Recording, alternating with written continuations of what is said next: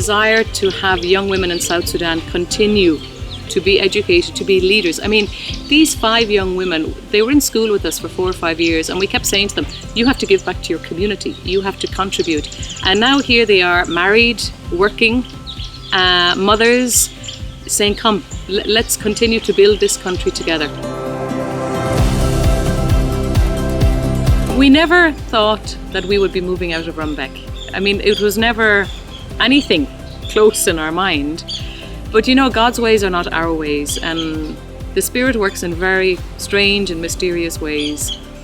One of our graduates came to visit us about 2 years ago, and she is married, and she's living in the north of South Sudan. So she's living in a border area between Sudan and South Sudan in the town of Aweil. And she narrated the life there, that it was very similar to the life of Rumbek, that people there were also interested in education and in quality education, and that she felt that the girls in that area were not getting the same opportunities as the girls in Rumbek. And she specifically identified the impact that Loreto was having on young women in Rumbek and in the surrounding areas.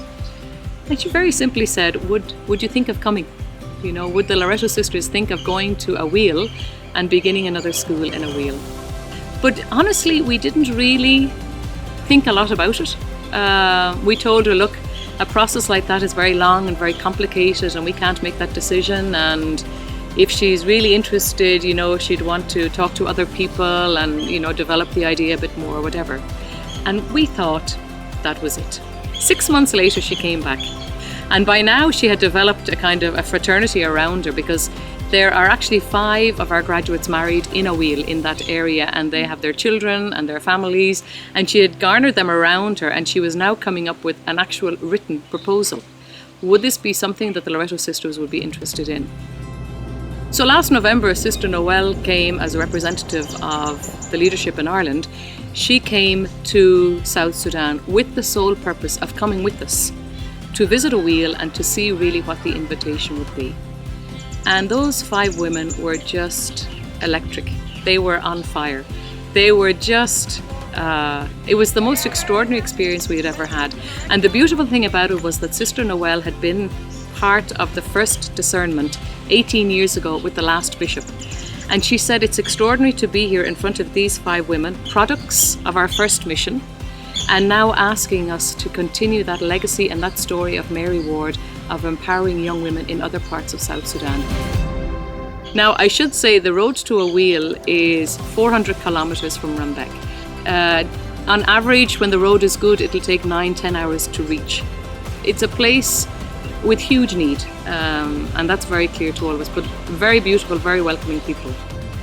And now we're at the stage of where we're saying, okay, now we are confirming the land with the government, the architect is there, but we do believe that this is something we need to do, we want to do, and that we are called to do, which has really been the dream for all of us from the very beginning, that young women would continue to empower, to develop, and to help to raise up this country.